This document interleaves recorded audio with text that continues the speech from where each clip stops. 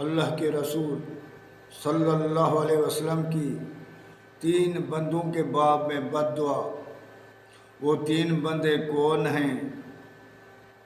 ذرا توجہ فرمائیے۔ اللہ تعالیٰ فرماتا ہے وَقَضَىٰ رَبُّكَ أَلَّا تَعْبُدُوا إِلَّا إِيَّاهُ وَبِالْوَالِدَيْنِ إِحْسَانًا۔ سورۃ بنی اسرائیل 15واں سپارہ آیت نمبر 23۔ اس کے تفسیر ابن کثیر میں اس کا تفسیر کیا ہوا ہے کہ اللہ تعالیٰ فرماتا ہے خالص بن کر میری عبادت کرو۔ وَقَضَىٰ رَبُّكَ أَلَّا تَعْبُدُوا إِلَّا إِيَّاهُ۔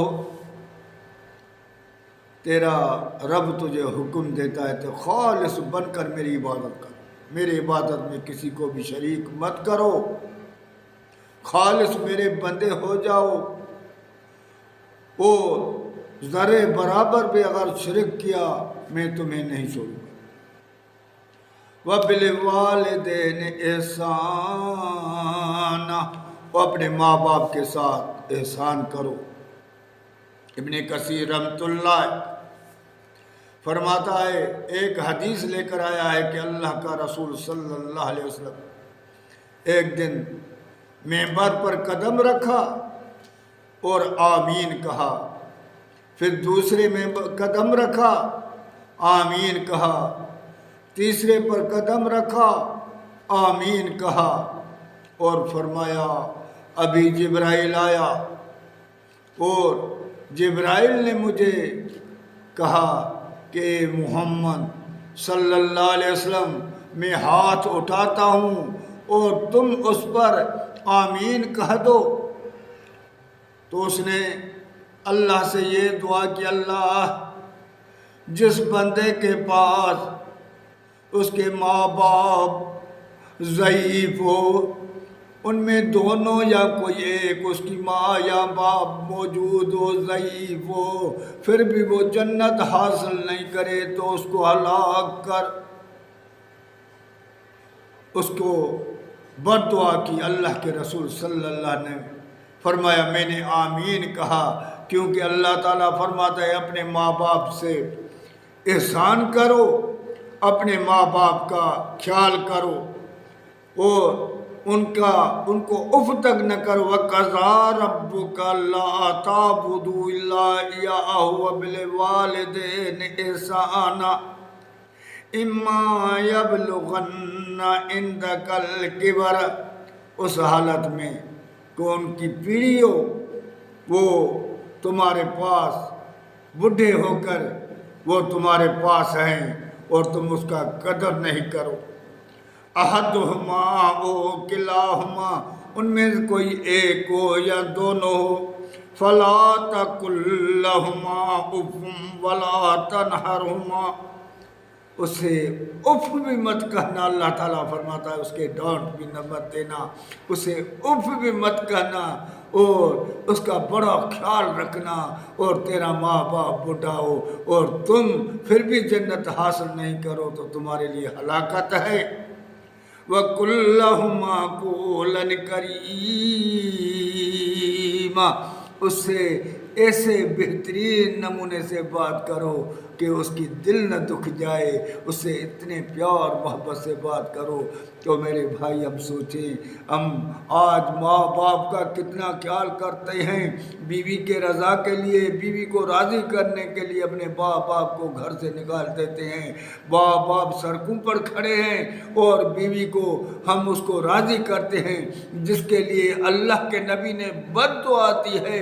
تو کافروں نے بھی جب اللہ کے رسول صلی اللہ علیہ وسلم سے ایسا لفظ نکلتا تھا تو کافر بھی کہتے تھے بس محمد صلی اللہ علیہ وسلم بس آگے نہیں بول۔ ان کو بھی یقین تھا کہ یہ زبان سچی ہے۔ ہم مسلمان سوچیں، اپنے والدین سے احسان کریں۔ تو اللہ کے رسول نے ایک تو والدین کے لیے کیا، دوسرا اللہ کے رسول جبرائیل نے ہاتھ اٹھایا اور فرمایا واللہ اس امت کے پاس رمضان کا مہینہ آ جائے اور وہ چلا بھی جائے پھر بھی وہ اپنی بخشش نہ کریں تو ان کو بھی ہلاک کر۔ اللہ کے رسول صلی اللہ علیہ وسلم کو کہا آپ آمین فرمائیے۔ اللہ کے رسول نے فرمایا آمین۔ واللہ اس امت میں رمضان آ جائے اور چلا جائے پھر بھی وہ بندہ اپنی بخشش نہیں کروائے، اللہ سے جنت حاصل نہیں کرے اس کو اللہ کیونکہ اللہ تعالیٰ نے رمضان کا شان قرآن میں پیش کیا ہے۔ شہر رمضان الذی انزل فیہ القرآن ھدی للناس وبینات من الھدی والفرقان۔ یہ وہ مہینہ ہے جس مہینے میں اللہ تعالیٰ فرماتا ہے میں نے قرآن نازل کیا ہے۔ سورۃ بقرہ دوسرا سپارہ آیت نمبر 185 کہ یہ وہ قرآن ہے جس کو میں نے رمضان شریف میں نازل کیا ہے۔ یہ لوگ ہدایت ہے لوگوں کے لیے اور ہدایت کو کھول کھول کے بیان کرتا ہے۔ اس میں فرق جو ہے افراتفری اس کو ختم کرتا ہے۔ یہ لوگوں کے لیے ہدایت ہے۔ اس وجہ سے اس رمضان کا شان ہے کہ رمضان کے شروع ہوتے ہی سے شیطان اور سرکش جن زنجیروں میں بند کیے جاتے ہیں وہ جنت کا دروازہ کھول دیا جاتا ہے اور جہنم کا دروازہ بند کیا جاتا ہے۔ تو اللہ کے رسول نے فرمایا وہ اللہ جس کے پاس یہ جبرائیل نے فرمایا جس کے پاس رمضان آ جائے اور پھر بھی وہ بخش نہیں کرے وہ چلا جائے اس کو ہلاک کر۔ اللہ کے رسول نے اس کے لیے بھی آمین کہا۔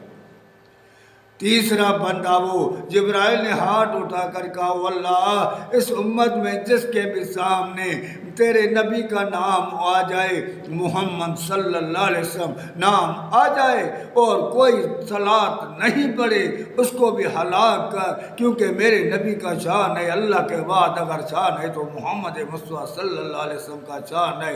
اللہ کے رسول نے فرمایا میں نے کہا آمین۔ تو اس تین بد دعاؤں سے جو اللہ کے نبی کے منہ سے نکلی ہوئے ہیں ہم سوچیں اور باز آ جائیں اور سمجھ جائیں اور ان چیزوں کو ہم غور کریں دل و جان سے کہ ہم اس سے باز آ جائیں۔ رمضان کا مہینہ شروع ہونے والا ہے، ابھی 1 دن یا 2 دن بچا ہے۔ اس رمضان کے مہینے میں ہم اپنی بخشش کروائیں اور اپنے والدین سے احسان کریں اور ساری مخلوق پر رحم کریں، ان سے محبت کریں، انسان ذات سے محبت کریں۔ یہی حکم ہے اللہ کا اور اس کے محبوب صلی اللہ علیہ وسلم۔